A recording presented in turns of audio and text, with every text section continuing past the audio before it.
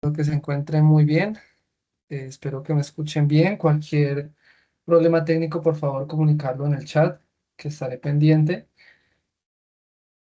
Inicialmente, queremos darle las gracias por participar de este espacio, el cual tiene como objetivo hablar sobre las metodologías y casos de éxito en planes de acción de la calidad acústica, teniendo como referencia la Ley 2450. Sí, hemos puesto un eslogan de la teoría a la práctica, porque hasta ahora, si bien eh, la ley apenas ha cumplido un año de vigencia, aún tenemos pocos casos prácticos, en realidad, sí, muy pocos, pero queremos hablarles también desde nuestra experiencia internacional, ya que somos AAC Centro de Acústica Aplicada, nuestra sucursal principal se encuentra en España y desde el año 2014 nos encontramos en Colombia. Eh, Aprovecho para presentarme. Mi nombre es Juan Camilo Rodríguez, soy ingeniero de sonido, magíster en ingeniería acústica. Tengo más de 11 años de experiencia en el ruido ambiental y toda esta experiencia también la he acumulado en AAC Centro de Acústica Aplicada y pues venimos a hablarles desde cómo interpretamos la ley 2450, el tema de los planes de acción o planes de calidad acústica y traer a colación algunos casos de éxito que hemos tenido que ya se han implementado en Colombia y que se han implementado en otras partes del mundo. Eh, Antes de entrar a mirar la primera diapositiva, quiero mencionar el orden de la presentación o el contenido de la presentación o desarrollo. Iniciaremos abordando directamente las implicaciones y conceptos que tiene la Ley 2450 para los planes de acción de la calidad acústica y finalmente hablaremos de un caso de éxito implementado en España, en el norte de España específicamente.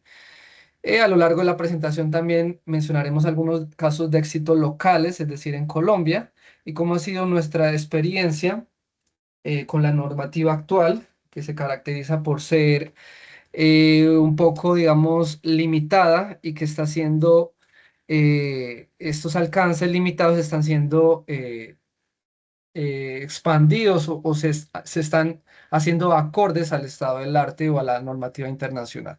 ¿Sí? Entonces, iniciando con nuestra primera diapositiva, ¿qué es realmente un plan de acción según la ley 2450? ¿Sí? Estos planes son el instrumento principal a nivel local para gestionar el ruido y sirven para establecer las acciones concretas de prevención y control en un municipio. ¿Sí? Deben ser construidos bajo el liderazgo de una autoridad ambiental pertinente y en coordinación con otras entidades, como lo vamos a ver a continuación. El plan de acción es es un compendio de lineamientos o acciones a seguir para lograr un objetivo, que en este caso el objetivo es minimizar los niveles de ruido o implementar la calidad acústica. Sí, que es el concepto que ha implementado la ley 2450. Ya no estamos hablando solamente de mitigar, de corregir, como dice la resolución 0627, sino que ahora estamos hablando de implementar la calidad acústica, tanto en el exterior como al interior de las viviendas. Ese es uno de los principales conceptos que ha incluido la Ley 2450 del 2025. Eh, para implementar un plan de acción de la calidad acústica, inicialmente debemos hacer un diagnóstico. Este diagnóstico se hace a través de mapas estratégicos de ruido. Un mapa estratégico de ruido no solamente es un estudio, es en este caso la base o el diagnóstico o el insumo o herramienta que nos va a servir para todo lo que se viene en adelante a partir de este diagnóstico. ¿Sí? Seguidamente se hace una planificación. Aquí hay un tema de integración con el plan de ordenamiento territorial de los municipios. Esto nos lleva a definir una zonificación acústica y finalmente se debe hacer una ejecución, que es a partir de este estudio inicial, que es el diagnóstico, se, se plantean unas líneas de actuación de acuerdo a las problemáticas observadas en aquel diagnóstico. Por eso es tan importante el diagnóstico, ¿sí? Porque este va a determinar de una manera directa las líneas de actuación eh, con las cuales se va a buscar la mitigación de los niveles de ruido y no solamente la mitigación, sino proteger lo que actualmente es objeto de protección, como zonas tranquilas, lugares donde no hay contaminación por ruido a comparación de otros lugares de las grandes ciudades. ¿Sí? Entonces no solamente es mitigar, también es proteger, ¿sí? Y también es controlar o supervisar o monitorear los niveles de ruido. Como les decía, a diferencia de la resolución 0627 que tiene un enfoque más como vamos a actuar, vamos a mitigar. La ley 2450 ya nos lleva a un tema más de prevenir y evitar que los niveles de ruido suban.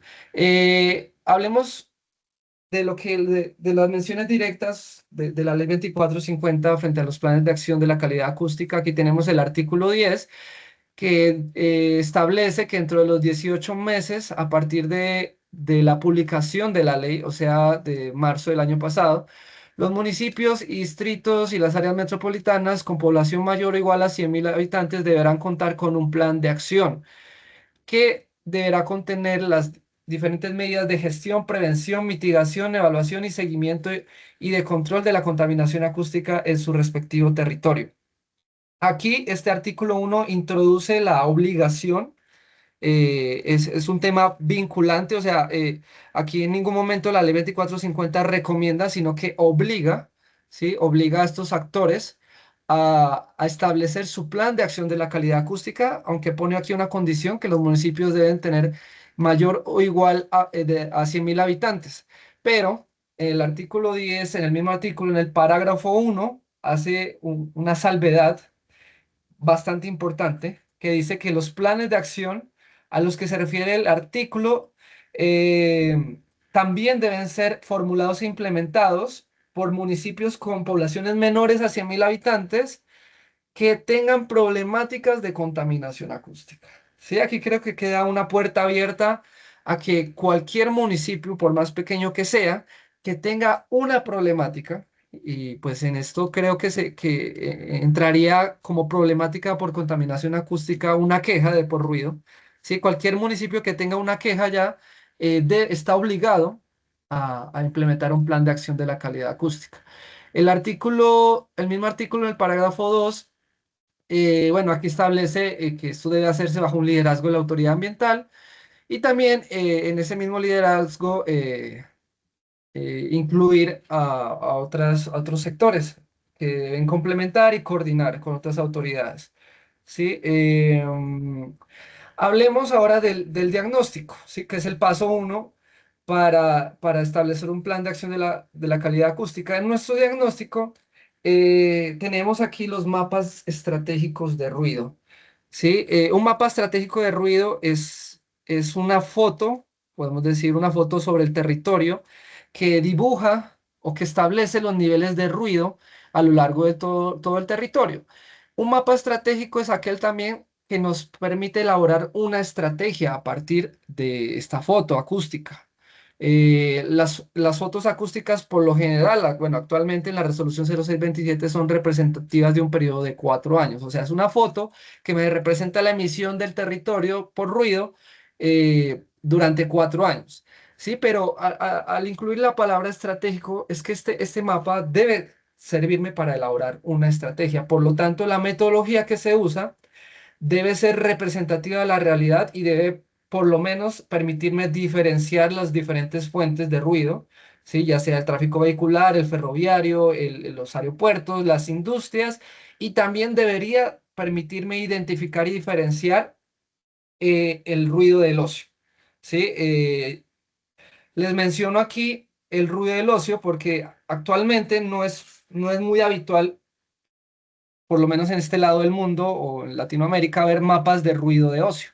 Nosotros en España hemos implementado metodologías que han permitido llevar el ruido del ocio, que tiene un comportamiento particular a diferencia del ruido del tráfico y de las infraestructuras del transporte, que tienen patrones, patrones a lo largo de todo el año, patrones diarios incluso, ¿sí? Tenemos horas pico, tenemos horas valle, lo mismo pasa con el ferrocarril. Entonces, el mapa de ruido es una herramienta muy adecuada para representar fuentes de ruido con patrones muy conocidos como las infraestructuras de transporte, y que están relacionadas a un tema más de niveles de ruido a largo plazo. Eh, pero el tema con las fuentes de ocio o el ocio nocturno o los establecimientos comerciales es que son fuentes de ruido que tienen una alta variabilidad en el tiempo, que perdura muy poco en el tiempo a comparación de otras fuentes de ruido, como el tráfico. ¿Sí? El tráfico lo tenemos el 100% del año actuando. En cambio, el ocio no lo tenemos el 100%, lo tenemos por lo general 3 días en la semana, ¿sí? Viernes, sábado y domingo, y solamente en algunas horas del día y de la noche, no durante todo el día y de la noche. Entonces, esta alta variabilidad hace que caracterizar o llevar el ocio a un mapa sea un reto un poco más, un reto interesante y que exige un nivel técnico más alto. ¿Sí? Aquí estamos mostrando en este mapa que estamos viendo aquí a la derecha, un segundo, este. Estamos viendo que inicialmente se han, eh, se han creado las isógonas o las curvas de emisión por ruido, ¿sí? En todos los puntos donde se identificaron actividad de ocio nocturno. En el siguiente mapa tenemos la identificación de todos los establecimientos al ocio nocturno. ¿Sí? Se han identificado todos los establecimientos y se han identificado las zonas también. Se ha asignado un nombre y a partir de esta identificación se ha ido a campo y se ha medido con metodologías acordes al estado del arte internacional como la ISO 1996. Eso es otro tema. Actualmente en Colombia tenemos la resolución 0627 y la resolución 0627, con su metodología para medir emisión de ruido, no es lo más óptimo, no es lo ideal para caracterizar el ocio nocturno, partiendo de que esta metodología exige medir por lo menos una hora en continuo o con intervalos, eh, el- el- la emisión de ruido. Y es claro para todas las personas que han ido a medir, o los técnicos de ruido que han ido a medir en algún momento un establecimiento comercial nocturno, que apenas mira este establecimiento al sonómetro y saben que hay alguien que los va a medir el ruido, pues inmediatamente bajan los niveles de ruido. Y por lo general estas mediciones de emisión de ruido nocturno no son representativas. Además, en una hora de medición es muy fácil que se metan otras fuentes de ruido en tu medición que te contaminen. ¿Sí? Pasa una moto, hay un pitido, ingresa otra fuente de ruido. Entonces, esta metodología no es idónea para caracterizar la emisión de ruido del ocio nocturno. Sí, para eso hay que ir a otras metodologías como la ISO 1996. Actualmente en Colombia ya se está implementando, ya hay laboratorios IDEAN acreditados en ISO 1996. AC Centro de Acústica Aplicada o sea, nosotros somos uno de ellos. Y para eso hay que ir a estas metodologías. Y estas metodologías como la ISO 1996 permite además establecer monitoreos continuos por periodos más largos. Recordemos que el ocio nocturno tiene una alta variabilidad, por lo tanto, es importante, es necesario hacer mediciones que caractericen esa alta variabilidad. ¿Sí? Aquí estamos viendo a la izquierda unas mediciones de varios días en la semana. Esto es una estación de monitoreo continuo, donde separa el viernes, el sábado, el domingo, el lunes, martes y miércoles, y nos da datos adicionalmente cada hora, nos da un nivel promedio cada hora, ¿sí? Aquí estamos desde las 00, o sea, desde las 12 de la noche, y miramos que, por ejemplo, aquí en el viernes a las 12 de la noche tenemos 69 decibeles.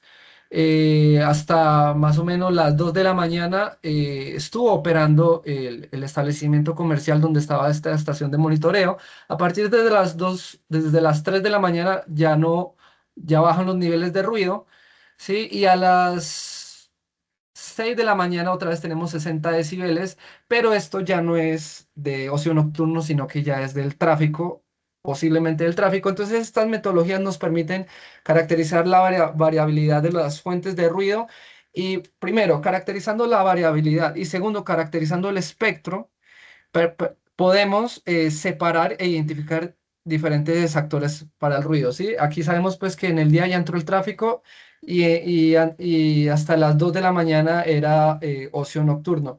Estas mediciones se llevaron al mapa de la diapositiva anterior, lo voy a poner nuevamente,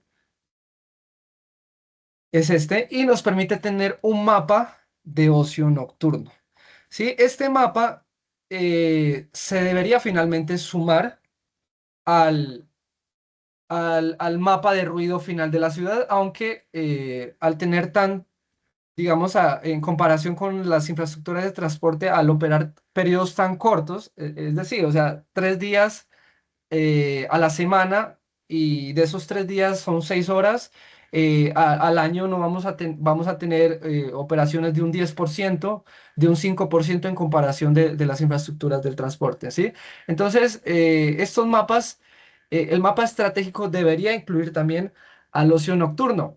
Y volviéndonos aquí a esta diapositiva, la pregunta es, ¿se puede hacer un diagnóstico adecuado sin mapas estratégicos de ruido? La palabra clave aquí es diagnóstico adecuado, que está subrayado. O sea, de poder se puede hacer un diagnóstico sin un mapa de ruido. Se pueden hacer unas mediciones puntuales, se puede hacer una recolección de quejas y georreferenciar esas quejas. Y eso nos va a dar un diagnóstico, ¿sí? Pero el diagnóstico adecuado debería ser un mapa estratégico de ruido, porque como lo vamos a ver más adelante, del mapa estratégico de ruido también nos van a salir las zonas saturadas acústicamente, nos van a salir las zonas de protección acústica, que son figuras que ha creado o ha incorporado la ley 2450, ¿sí? Y que son útiles para el tema del plan de acción de la calidad acústica.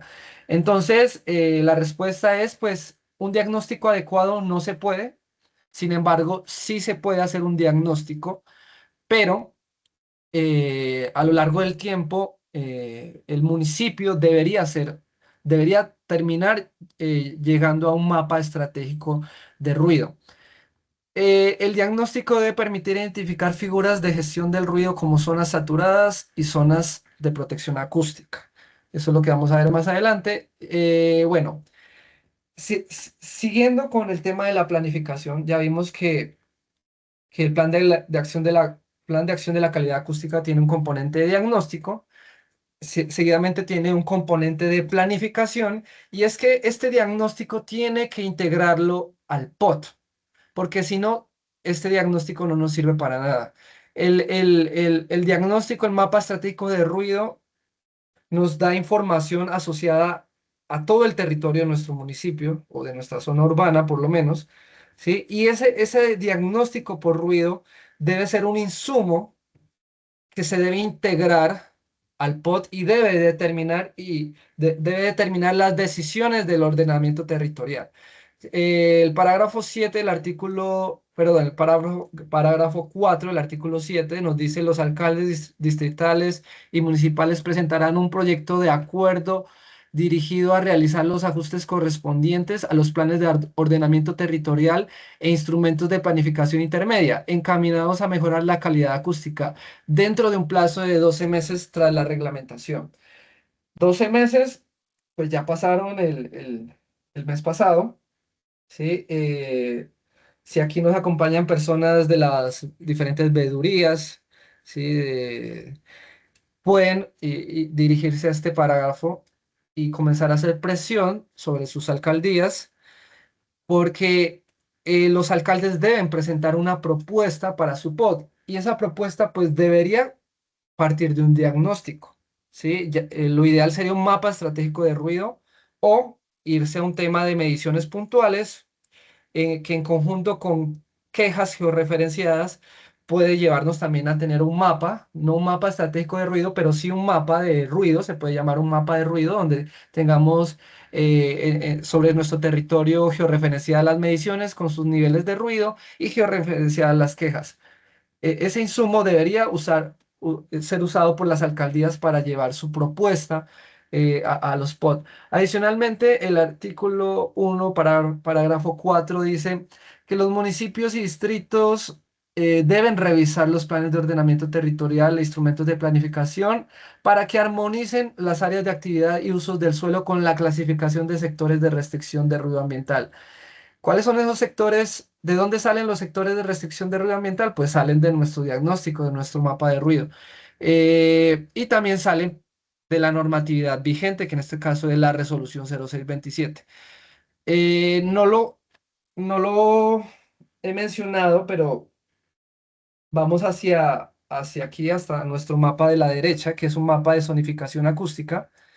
Este mapa de zonificación acústica es el resultado final de armonizar los POT con los criterios de restricción de lo que llama aquí restricción de ruido ambiental y los mapas de ruido. ¿Sí? Finalmente debemos llegar a una zonificación acústica. Esta zonificación acústica que estamos viendo aquí en pantalla fue fue propuesta por nosotros en el año 2014, cuando hicimos el mapa de ruido de Medellín, Bayo y Itagüí, que es el que estamos viendo aquí en pantalla. Este fue el primer mapa estratégico de ruido hecho en Colombia con metodologías de cálculo acordes al estado del arte internacional. El método de cálculo usado fue el francés del 96, el NMPB del 96. Anterior a esto, los mapas de ruido se hacían a través de mediciones. No sé si tengo aquí a la mano algún ejemplo de un mapa de ruido hecho por mediciones que se ve de una manera muy diferente. Sí, bueno, no lo tengo. Pero pueden ver cualquier mapa de ruido antes del 2014 o incluso antes del 2018. En Colombia no era algo como esto. Sí, era algo como una serie de manchas sobre el territorio. Aquí ya lo tengo aquí a la mano.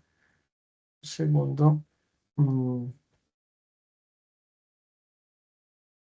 Lo cual no es representativo del comportamiento acústico. Aquí estamos viendo, este es un artículo que está publicado en nuestra página, aquí pueden ver la dirección, pueden leerlo. ¿Sí? Aquí tenemos el mapa de ruido de Cali, este creo que es del 2019, y el de la izquierda es 4 años antes, es un mapa de ruido hecho por mediciones. ¿Sí? Miren que este mapa de ruido hecho por mediciones pues tiene varias limitaciones. ¿Sí? Una de ellas es que, y la más importante, no representa la propagación acústica real. La propagación acústica se comporta o se concentra a lo largo de los ejes de transporte vehicular o infraestructuras del transporte y debe reflejar el efecto de apantallamiento de los edificios. ¿Sí? Aquí este mapa de ruido de Cali evidentemente tiene todo cargado en el modelo los edificios. Entonces los edificios, digamos que contienen la propagación de las infraestructuras del transporte y se va a ver de esta manera, ¿sí? Los ejes de color azul, donde hay mayor niveles de ruido y a medida que son las vías principales y a medida que se va a vías secundarias y terciarias, pues los niveles de ruido tienen que disminuir porque hay menor paso de vehículos, menor actividad. ¿Sí? En el mapa de la izquierda no vemos nada de eso. ¿Sí? En realidad primero, no vemos el comportamiento adecuado de la propagación acústica y segundo, al no ver una representación adecuada de los niveles de ruido sobre el territorio, este mapa no nos permite crear una estrategia para abordar el ruido. ¿Sí? Por lo tanto, este es un mapa de ruido, pero no es un mapa estratégico de ruido. Volviendo a nuestra presentación, segundo, es esta. Les comentábamos que nosotros hicimos el primer mapa estratégico de ruido en Colombia y por ende, a partir de ese mapa y a partir de los sectores de la resolución 0627 se hizo, se propuso esta zonificación acústica y de esta zonificación acústica sale el mapa de conflicto, que el mapa de conflicto muestra o pone en cada una de las zonas acústicas en cuánto se superan los estándares de la resolución 0627. ¿Sí? Finalmente, con estos pasos de diagnóstico, planificación y vamos a la ejecución. ¿Sí? Tenemos un buen diagnóstico, tenemos una buena zonificación acústica, tenemos un buen POT que ha armonizado los criterios de ruido. Ahora vamos a ejecutar. Ejecutar sería ya el paso de construir el plan de acción de la calidad acústica. Volviendo al caso que les estamos mencionando del mapa de ruido 2014 de Medellín, Bello y Itagüí, ese informe que está público propuso las siguientes líneas de acción para el plan de acción, que en ese entonces se llamó Plan de Mejora del Ambiente Sonoro. ¿Sí? Eh, Salieron las diferentes 9 líneas en este caso. La línea uno es establecer la estructura para la gestión del ruido. La ley 2450 menciona algo muy importante que es la creación de mesas para el ruido.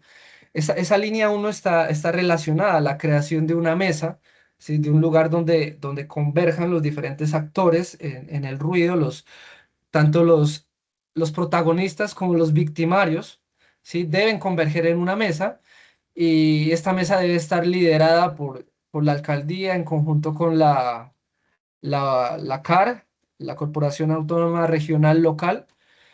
Y bueno, a partir de ahí salen todas las líneas. La línea 2 que es implementar y gestionar líneas de mejora en la legislación y evaluación del ruido. En ese entonces se propuso y se partió pues de que la resolución 0627 no resuelve todos los problemas. Esto fue en el año 2014. Entonces se propone que, pues en este caso Medellín, debería implementar y gestionar ya sea legislaciones locales o resoluciones o sí, algún tipo de normativa local que permita mejorar la gestión del ruido. Línea 3 un tema enfocado a la mejora de la información y el conocimiento del ruido ambiental. Aquí va todo lo relacionado a campañas de concientización, pedagogía, publicación de resultados en Internet.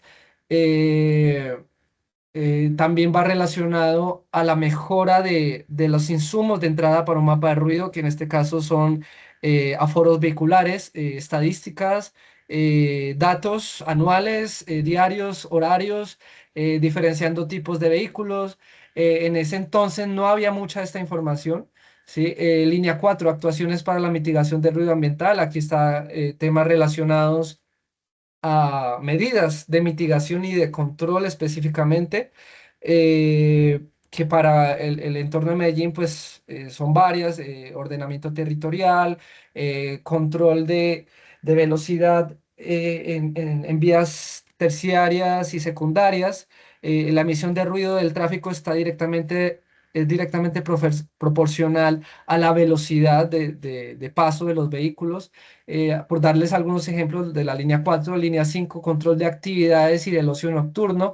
El ocio nocturno, por sus características específicas, se amerita una línea de acción particular. ¿Sí? Aquí, pues, primero estas actuaciones para control de ruido, actividades y del ocio nocturno, de partir de un diagnóstico más detallado, es decir, medir con mayor precisión y con mayor tiempo los establecimientos de ocio, partiendo de que la metodología actual de la 627 no es suficiente. Entonces aquí se propuso primero medir mejor y medir identificar y medir mejor todos los establecimientos de ocio nocturno y a partir de ese diagnóstico y de esas mediciones, pues se pueden comenzar a proponer medidas de control.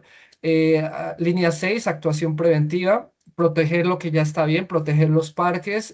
Medellín tiene bastantes zonas verdes, proteger el jardín botánico, el pueblito paisa, los diferentes cerros. Línea 7 mejora y protección del ambiente sonoro de los espacios públicos, va muy legado también a la línea 6 actuación preventiva. También la actuación preventiva va relacionada a la expansión de la ciudad, pues bueno, lo que ya está construido, ya quedó construido así con sus problemáticas de ordenamiento territorial y ruido, pero los nuevos desarrollos deben incorporar criterios acústicos en su desarrollo, valga la redundancia. Línea 8, seguimiento de la evolución, control, supervisión, monitoreos, mapas de ruido puntuales en zonas específicas. Línea 9, comunicación y educación ambiental, también relacionado a lo que ya les mencioné, publicación de resultados, participación de la comunidad, en toma de decisiones acordes al ruido, pedagogía, campañas. Y ya les he mencionado la ley, pero aquí lo especifico, la ley 2450 de 2025 entra a validar la metodología ya aplicada en el año 2014 con el estudio de Bello, Medellín e Itagüí.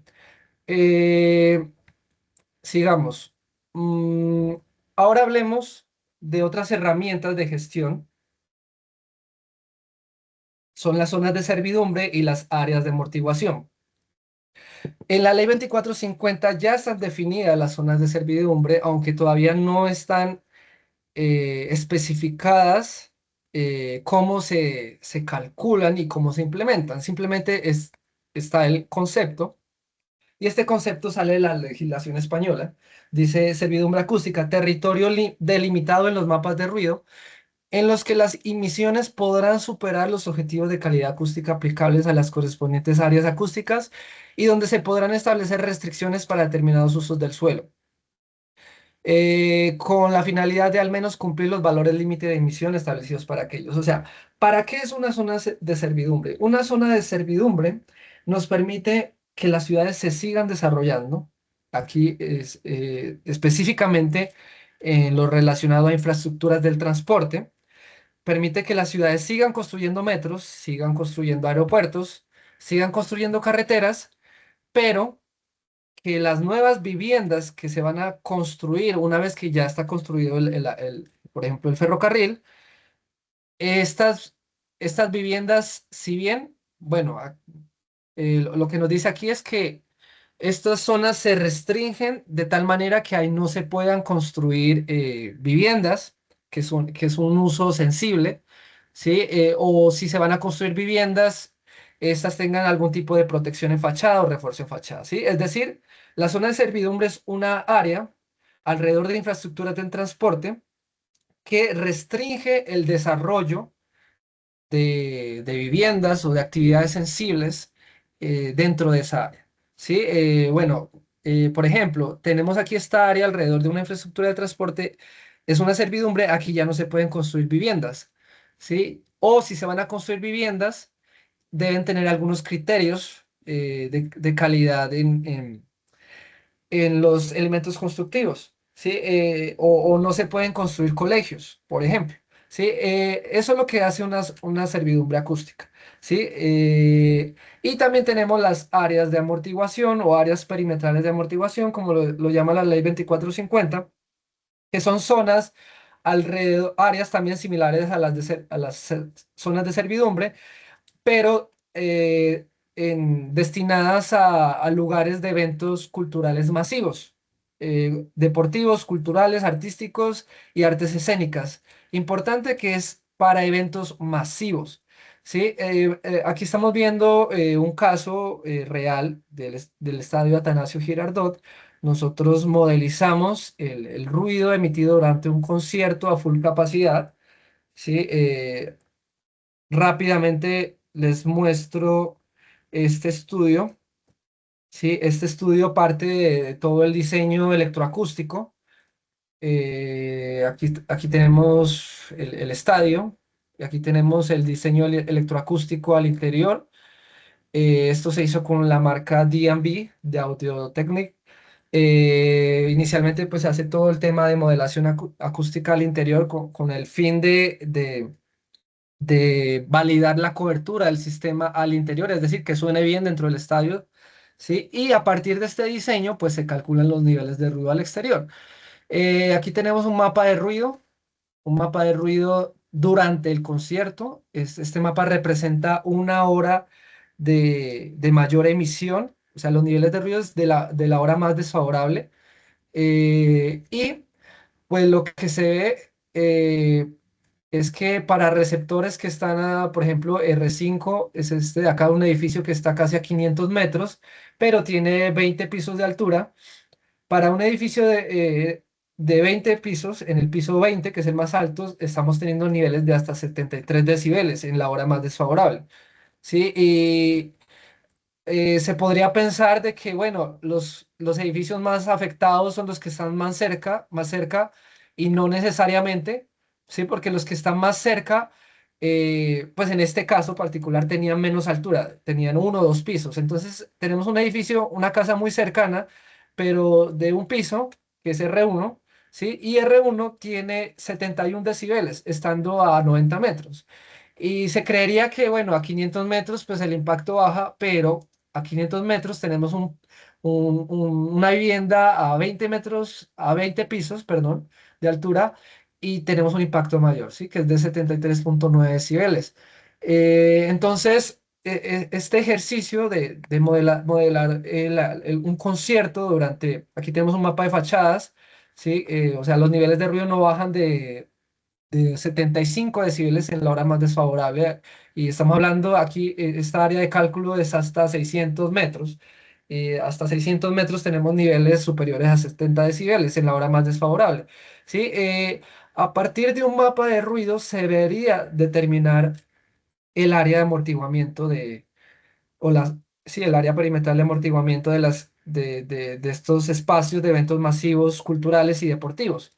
Sí, en lo cual, aunque todavía no está definido en la ley 2450, pero de acuerdo, por ejemplo, a la legislación española, o a otras legislaciones similares, estas áreas de amortiguamiento son una especie de áreas de transición donde se deben implementar medidas de mitigación, mientras suceden estos eventos que emiten altos niveles de ruido.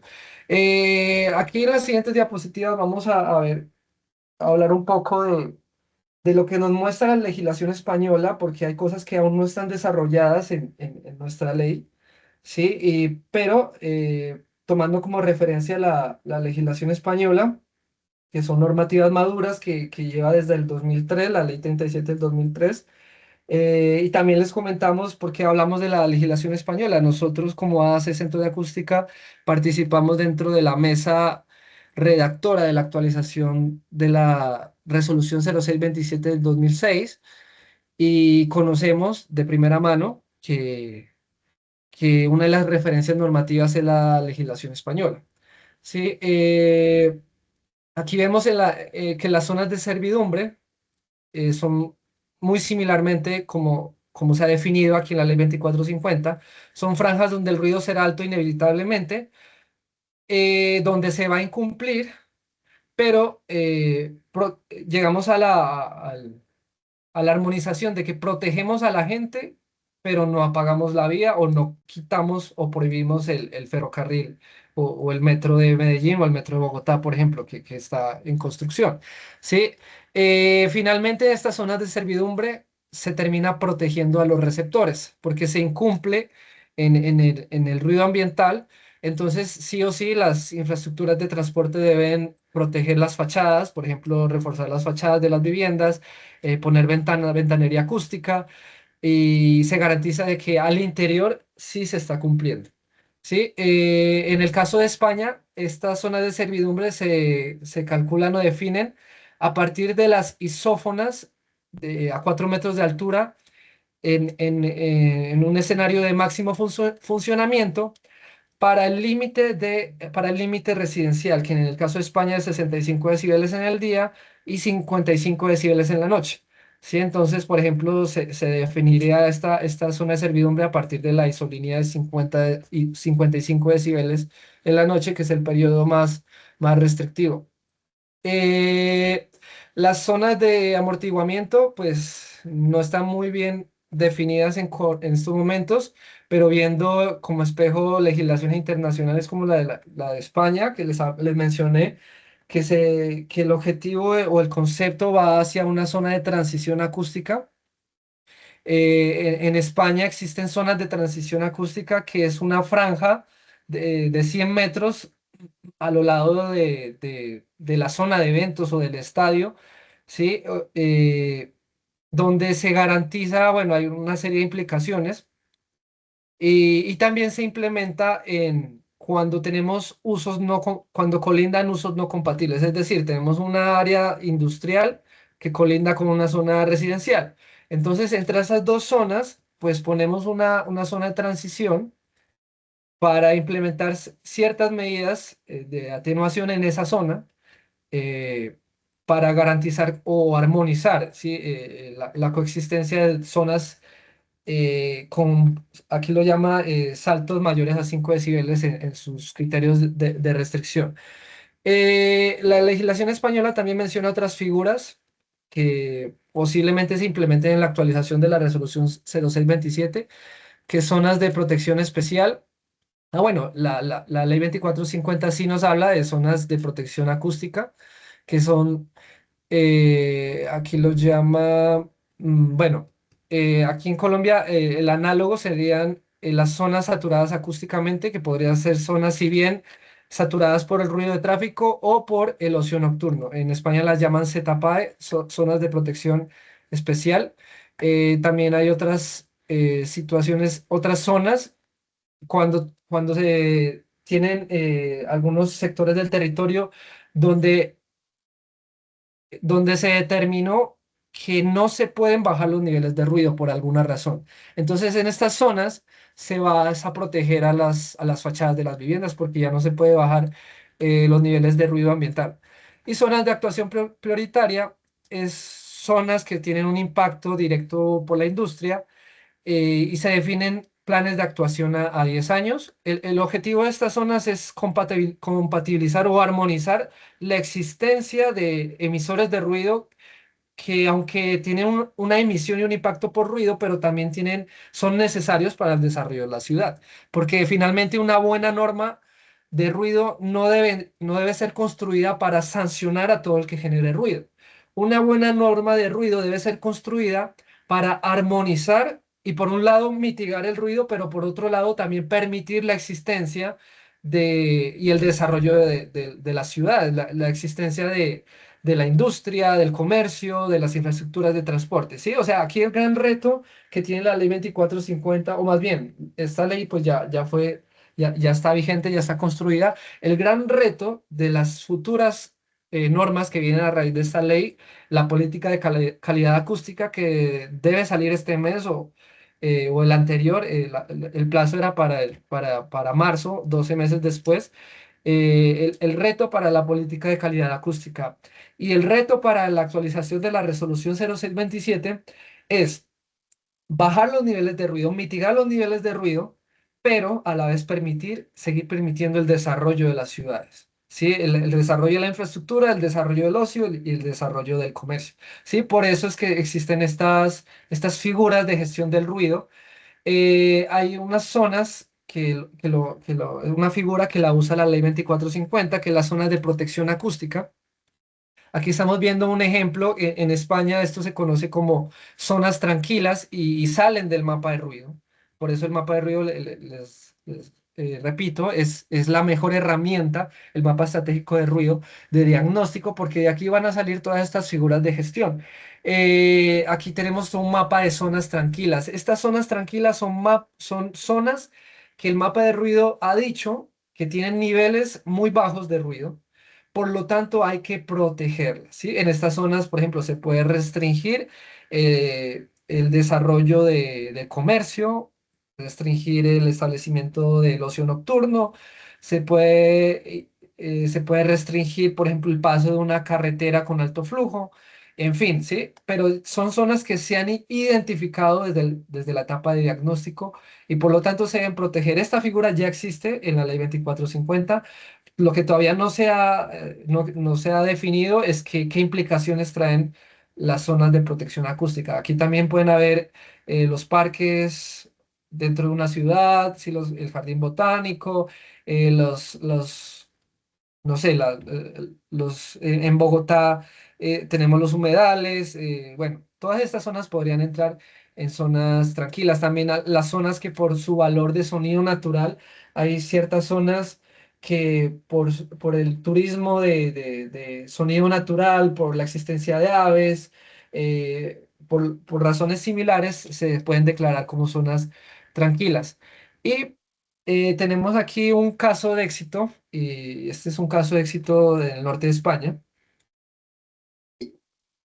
que nos deja importantes enseñanzas que deberían replicarse en Colombia, bueno, y a lo largo del mundo, y es eh, a través de muchos años de datos y de consistencia en la metodología y en las actuaciones para mejorar la calidad acústica, se pueden lograr resultados muy importantes. Antes de hablar de esta gráfica, les muestro que en el año 2003 eh, Donostia tenía un porcentaje de población afectada en la noche a niveles mayores de 55 decibeles de un 43%.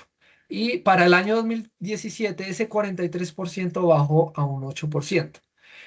Lo mismo en Vitoria-Gasteiz, estos dos ciudades son al norte de España, en el País Vasco. En Vitoria en el año 2003 existía un 39% de población afectada, expuesta a niveles críticos, es decir, mayor a 55 decibeles en el periodo nocturno, y para el 2017 bajó al 6%. ¿Sí? Todos este estudio, que ustedes lo pueden encontrar en Internoise, fue una presentación de AACES, o sea, de nosotros, que hicimos en Internoise en el año 2019. En esa presentación, mm, se representan o se exponen los resultados. La estamos viendo aquí en pantalla, la pueden buscar en internet con este nombre. Eh, eh, a lo largo de más de 4 periodos, AAC hizo los mapas de ruido de estas dos ciudades, de Donostia y de Vitoria. ¿Sí? Incluso desde el año 98, AAC hizo el primer mapa de ruido por métodos de cálculo en España, que fue el mapa de Vitoria. ¿Sí? Y bueno, en España nos pasó algo similar a lo que pasó en Colombia. En el año 98 se utiliza una metodología eh, por métodos de cálculo. Aquí, esa imagen de la derecha que estoy señalando aquí, este es el mapa de fachadas del año 2003. O sea, en el 2003 ya estábamos usando estas metodologías.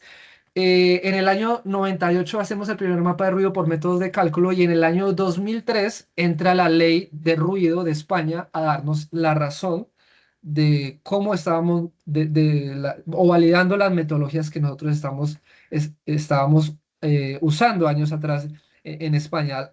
Algo similar a lo que pasó aquí en Colombia, que en el 2014, como les decía, hicimos el primer mapa de ruido por métodos de cálculo y viene la ley 2450 casi 9 años después a validar lo que estamos haciendo, ¿no? Entonces, bueno, en esos 4 periodos se hicieron mapas de ruido. Vamos a ver aquí. Eh, Aquí tenemos los mapas de ruido de Donostia, San Sebastián y de Vitoria-Gasteiz.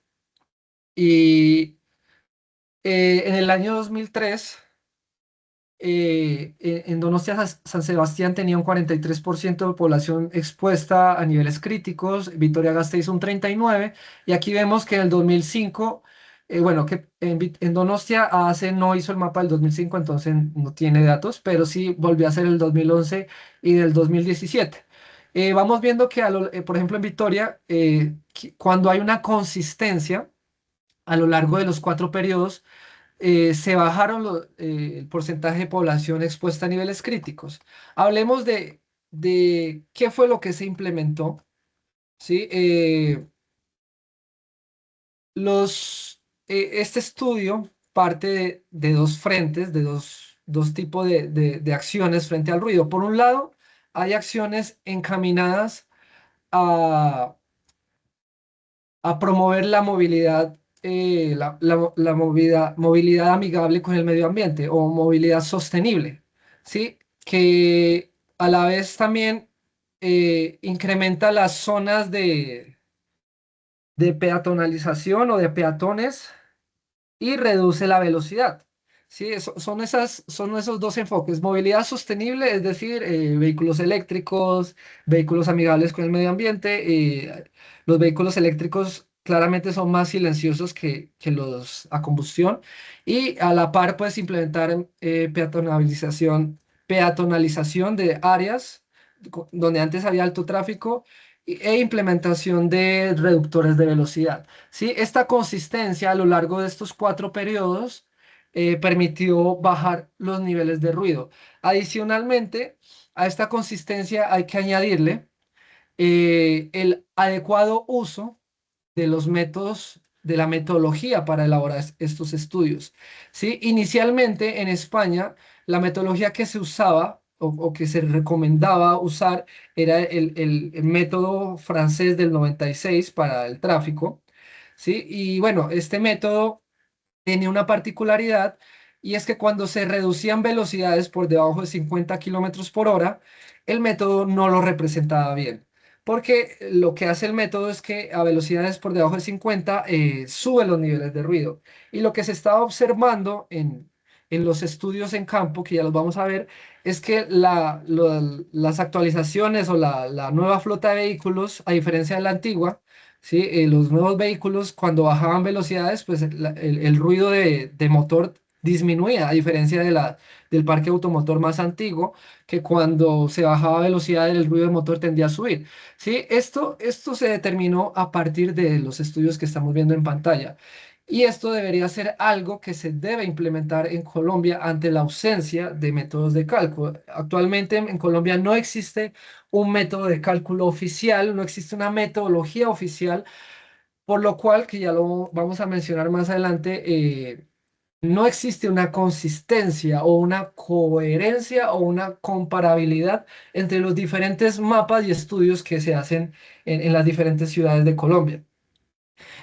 Aquí estamos viendo unas gráficas, lo que se hace en estos casos, antes de hacer un mapa de ruido, antes de escoger un método de cálculo, se deben hacer unas mediciones puntuales en diferentes condiciones del parque automotor. Es decir, estas son mediciones de pasos aislados.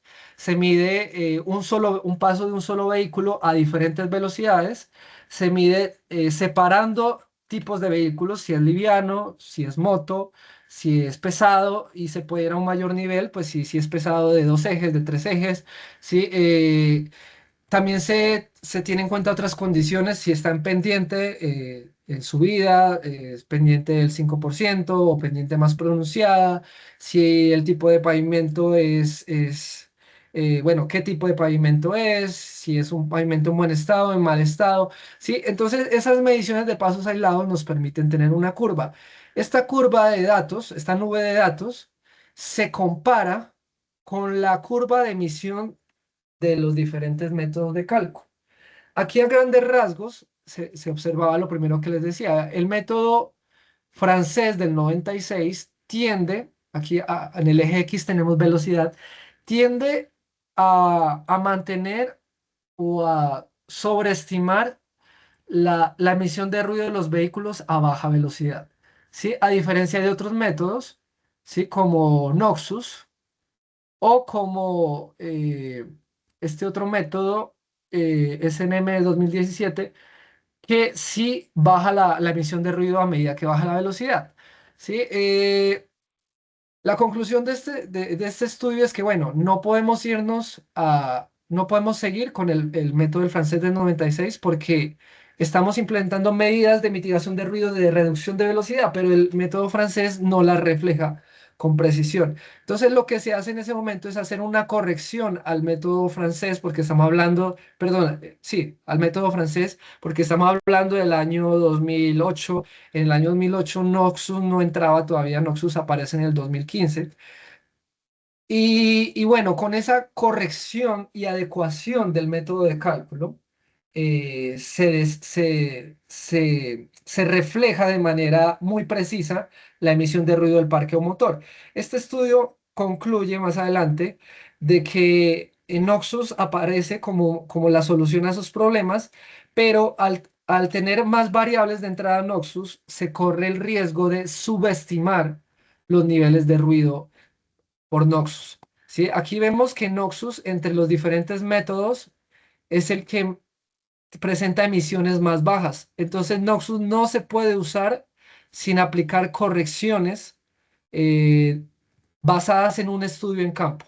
Sí, nosotros aquí participamos bueno, para el mapa de ruido del 2014 de Medellín hicimos ese estudio de campo y validamos, usamos el método francés corregido, adecuado a la realidad colombiana.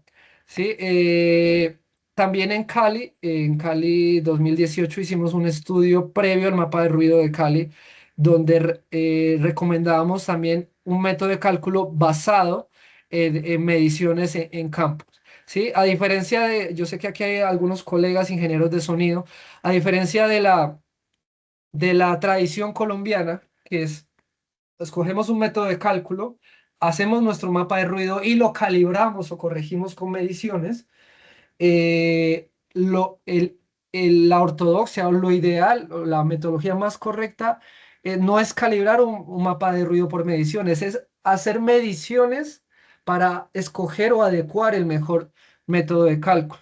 ¿Sí? Y esas mediciones no deben ser de acuerdo a la resolución 0627, porque la 627 lo que hace es tomar una foto o un dato de una hora en el periodo día y en el periodo noche y un mapa de ruido toma datos de todo el año. ¿Sí? Entonces es incorrecto calibrar un mapa de ruido que tiene datos de todo un año, ¿sí? Calibrarlo con una medición puntual de una hora. ¿Sí? Y si hablamos de la incertidumbre de la medición de la ISO 1996, que nos dice que en las mejores condiciones una medición tiene una incertidumbre más o menos 4 decibeles, entonces, no es lo adecuado calibrar un mapa de ruido hecho por métodos de cálculo con mediciones de la resolución 0627. ¿Sí? Entonces, lo ideal es antes de escoger nuestro método de cálculo hacer este estudio y, si es necesario, hacer las respectivas correcciones en nuestro método de cálculo. ¿Sí? Aquí en nuestra página, en nuestro blog, tenemos un artículo donde desglosamos este tema porque es muy amplio. ¿Sí? Aquí mostramos incluso la emisión de los diferentes métodos de cálculo. El método francés es uno de los que más emisión de ruido tiene, ¿sí? Y Noxus es uno de los que menos emisión de ruido tiene. Y a veces esta problemática lo que crea es que se hagan estudios en diferentes ciudades y incluso en la misma ciudad, pero en diferentes periodos, y esos estudios no muestren ninguna equivalencia, no muestren ninguna comparabilidad, ninguna coherencia. ¿Sí? Para mencionarles por encima. En Medellín en el año 2014, o sea, nuestro estudio, donde se usó el francés del 96, arrojó un porcentaje PUAR del 40%. Cali 2019 arrojó un porcentaje PUAR de un 85%. Miren que hay un salto, para los que no conocen el término PUAR, PUAR significa población expuesta, ¿sí? Población expuesta a niveles por encima de 65 decibeles.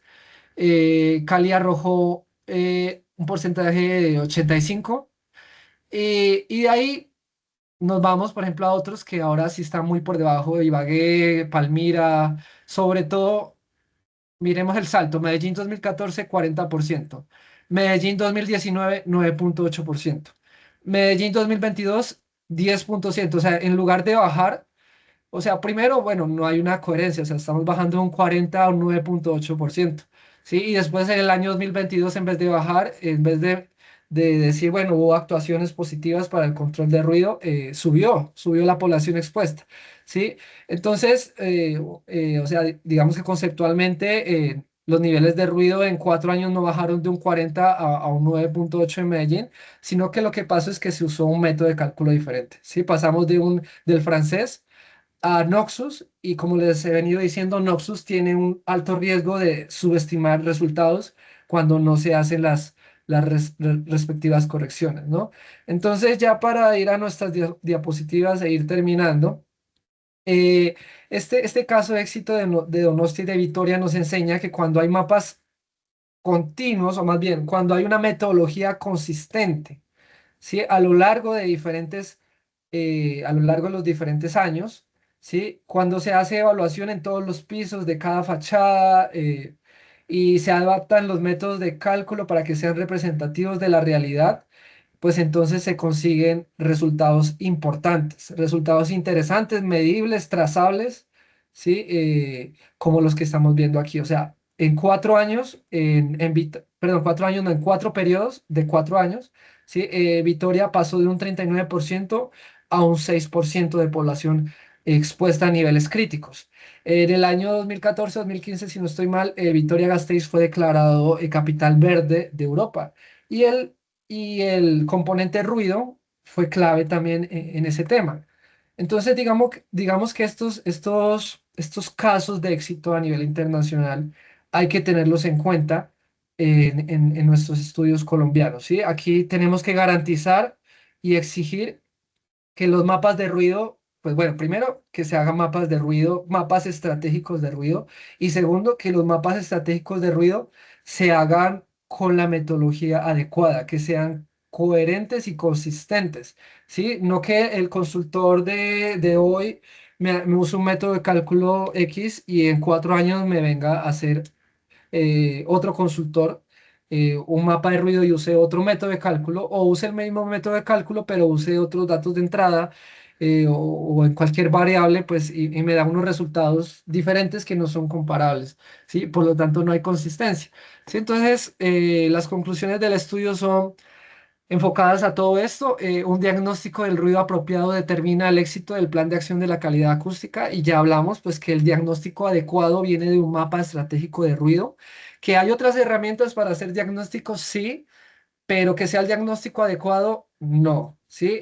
Con seguridad, el diagnóstico adecuado es un mapa estratégico de ruido que nos permita crear una estrategia que nos permita identificar zonas acústicas saturadas, zonas de protección acústica e incluso servidumbres, incluso zonas de amortiguación o áreas de amortiguación perimetral. El pod y sonificación acústica, la herramienta de gestión del ruido, es correcto. ¿Sí? Esta es la herramienta que usan las alcaldías y que presentan las alcaldías para crear, bueno, y en conjunto con el mapa de ruido, para crear el plan, las líneas del plan de acción de calidad acústica. Y el ejemplo de Vitoria-Gasteiz y de Donostia-Sebastián es que se necesita trazabilidad y consistencia en los estudios que se hagan frente al ruido para tener resultados óptimos. Si no, no va a haber resultados. ¿Sí? Entonces, eso es. Voy a abrir los micrófonos para una o dos preguntas. En este momento está bloqueado los micrófonos, pero vamos a activarlos. Un segundo. Una o dos preguntas breves.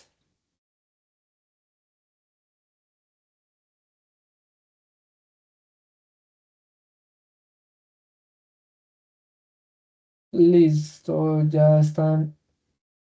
Un segundo, se están habilitando. Listo, ya están habilitados los micrófonos. Jaiber, veo levantando la mano, por favor, bien pueda. Hola Camilo, primeramente muchísimas gracias por lo que estás compartiendo. Te agradezco muchísimo. ¿Sí me escuchas? Sí, te Hola. escucho muy bien. Ok. Bueno, yo soy de un municipio que se llama San Bernardo en el departamento de Nariño y te lo agradecemos. También pertenezco al Grupo Nacional de la Ley contra el Ruido y vemos que este flagelo está afectando a toda Colombia. Bueno, mi pregunta concreta era si bueno, hablaste de mapas de ruido y toda la normativa que existe a nivel internacional y nacional, pero quisiera hacer algo puntual y es, ¿qué normativa existe aquí en Colombia en cuanto a insonorización de los emisores de ruido fijos, como los establecimientos comerciales?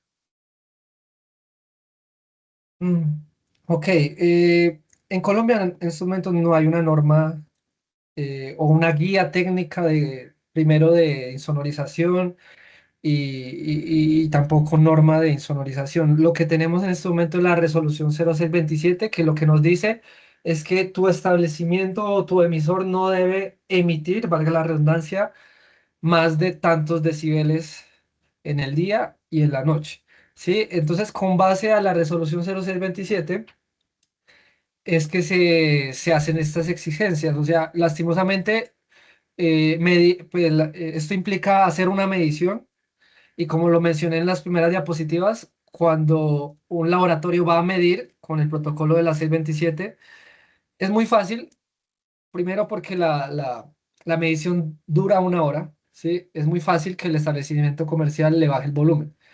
Entonces, esta es una de las razones por las cuales pues ya hay una presión sobre la actualización normativa y se espera pues que sea corregido con la ley 2450. La ley 2450, y bueno, no tanto la ley 2450, está la ley de ciudades verdes, los invito a que la busquen. La ley de ciudades verdes ya incorpora un artículo que obliga al Ministerio de Vivienda a sacar un catálogo de elementos constructivos con criterios acústicos. ¿Sí? Entonces, ya estamos en el momento donde hay un marco jurídico que ya está presionando a los diferentes entes a sacar una normativa. Entonces, esperemos pues que esta norma salga muy pronto. Actualmente no hay nada y solamente se podría ir a lo que te mencioné. Ok, muchísimas gracias, Camilo. Con gusto. David Salcedo levantó la mano. Hola, buenos días. Buenas tardes, Juan Camilo. Bueno, primero me presento, soy Buenas David tardes. Salcedo, formo parte de Corpo Boyacá y para la corporación pues manejo el tema de ruido, tanto en mediciones como las actualizaciones de los mapas. Entonces tengo una duda con el tema y era, en el tema de la ley 2450, las alcaldías han tocado varios el tema de cómo hacer la implementación de esta ley a partir de los mapas de ruido que les genera a las corporaciones. Entonces, no sé ustedes, desde el caso del éxito de España y lo que han visto en Medellín y en estas cosas, ¿cómo han podido implementar esto? ¿Y qué tan receptivo han sido las alcaldías en este tema? ¿O cómo han intentado, ¿cómo se diría? Que se articule todo como al plan de ordenamiento territorial que cada uno hace. Ok, gracias por la pregunta. Bueno, nuestra experiencia es que hay mucha resistencia frente al ruido. Sí, el ruido al ser un contaminante que no se ve, tampoco se huele, sí, digamos que lo dejan de último. Sí, tenemos nosotros un artículo en nuestra página. eh, nosotros aprovecho pues para recomendarles, ¿sí? Que se llama Cuantificando el costo por el ruido. Eh, bueno, mientras cargo el artículo, te cuento pues que, o sea, en todas partes del mundo tenemos resistencia, cuantificando el costo del ruido urbano en Colombia, ¿sí? Y haciendo una gestión y mostrando muchas veces las problemáticas del ruido vistas en pesos, en desvalorizaciones, en salud pública, tal vez puede ayudar a esta gestión del ruido. Sí, porque hay una gran resistencia. O sea, en Colombia comenzamos en el año 2014 y de ese plan de acción que se propuso ahí, pues en realidad muy poco se implementó. De hecho, en la línea del tiempo pudimos ver que en Medellín, en lugar de disminuir el indicador de población afectada, ha aumentado. ¿Sí? Pero, por ejemplo, en España se comenzó en el año 98. ¿Sí? Y después de 20 años de consistencia, o más de 20 años, porque ya estamos en el 2026, más de 25 años de consistencia en la metodología y en los datos, se ven resultados consistentes. Aquí en Colombia, muchos municipios tenemos su primer periodo apenas, otros están en el periodo cero, otros llevan en el periodo 2 o 3, pero sin consistencia. ¿Sí? Entonces, eh, primero, eh, tratar de hacer esa gestión pasando a valor en pesos, las pérdidas que genera el ruido por salud pública y por desvalorización de propiedades. Y segundo, creemos que todo este tema debe ser liderado por la mesa de ruido. ¿Sí? El éxito está en la conformación de esta mesa de ruido. O sea, tiene que haber un liderazgo tan importante que logre coordinar a los diferentes actores y que estos actores logren o que esta mesa logre presionar para que las cosas se hagan.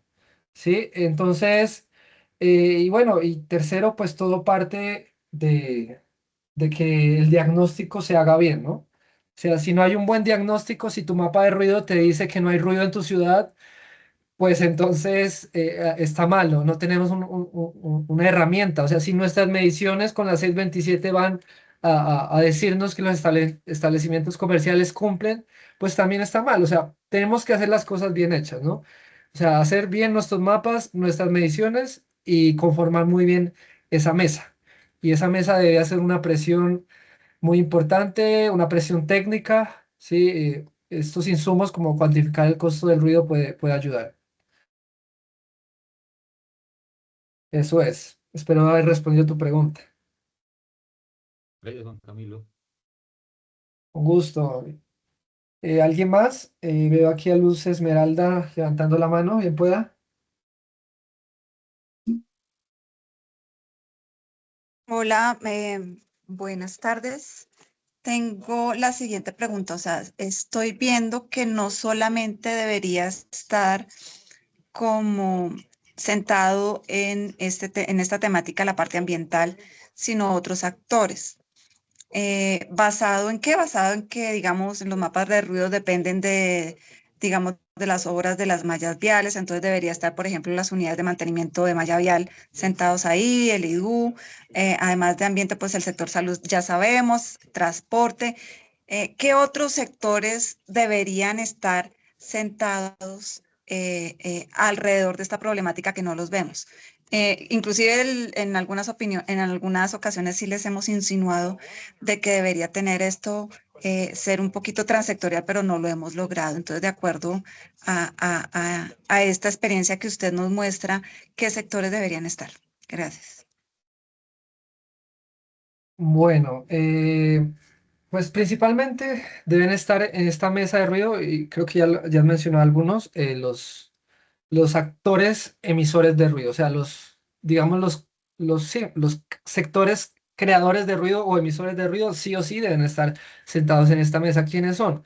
Eh, transporte, movilidad, eh, tienen que estar aquí también la industria, representantes de la industria, tienen que estar aquí representantes del comercio.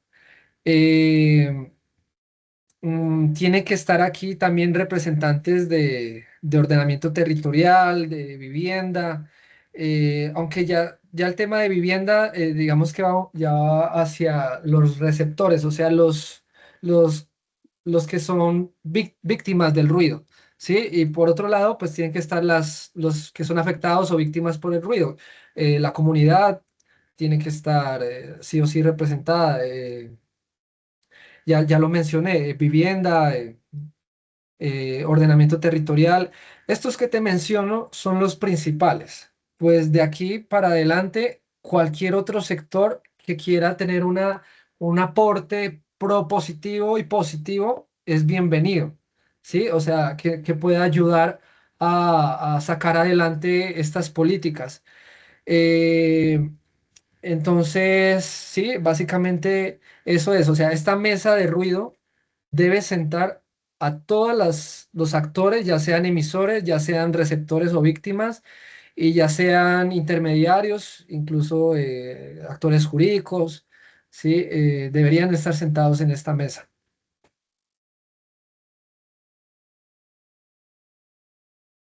Listo, no sé si... Ah, bueno, tenemos a alguien aquí en el chat. Eh,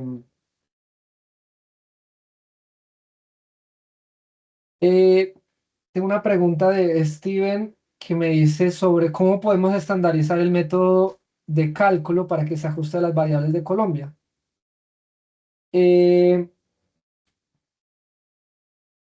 es correcto, en estos momentos las autoridades, en cabeza del ministro de Ambiente, son los responsables de sacar muy prontamente un método de cálculo nacional o una metodología nacional para estandarizar los métodos de cálculo o la elaboración de mapas de ruido en Colombia. Es correcto, ellos son los responsables, pero ante la ausencia, digamos que la responsabilidad del consultor que hace el mapa de ruido no debería ser adaptar su método de cálculo a la realidad colombiana. Ante la ausencia de un marco común, debe hacer un estudio como el que pusimos en la pantalla, ¿sí?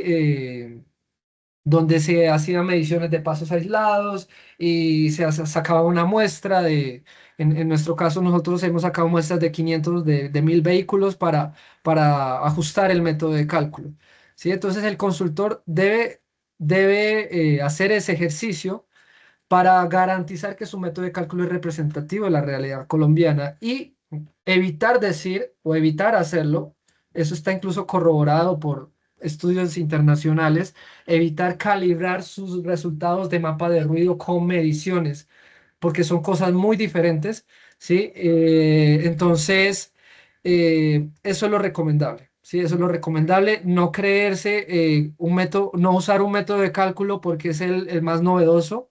Muchas veces los métodos de cálculo más novedosos tienen más problemas porque han sido poco contrastados y poco usados. ¿Sí? Hoy en día hay una tendencia de que todos usemos Noxus porque es el más novedoso y permite motos. Ese no debería ser el argumento. Debería haber un estudio detrás de, de un estudio técnico con pasos aislados, con una muestra representativa de la ciudad para escoger y usar el método de cálculo, ¿no? Y si se debe corregir por alguna razón, también debe estar ese estudio. Entonces, esa es la respuesta, ¿no? Bueno, creo que no hay más preguntas, entonces espero, les agradezco por haber participado de espacio y espero que haya sido de valor. Quedamos a la disposición de ustedes. Nosotros no solamente somos consultores ingeniería acústica, somos un laboratorio acreditado en IDEAM en resolución 0627 y en ISO 1996. Entonces tenemos la disposición y las herramientas para asesorarlos y darles la consultoría que necesitan. Ya tienen todos nuestros datos, ahí están en nuestras redes sociales. Entonces, gracias por su tiempo y quedamos atentos. Aquí están viendo en una última diapositiva nuestros datos. Si pueden tomar una captura de pantalla, igual ahí tienen nuestra página. Ya vieron que en nuestro blog tienen muchos artículos y mucha información de ayuda, incluso para presionar a que las cosas se hagan, para presionar a las autoridades. Entonces, muchas gracias y un feliz día. Hasta luego.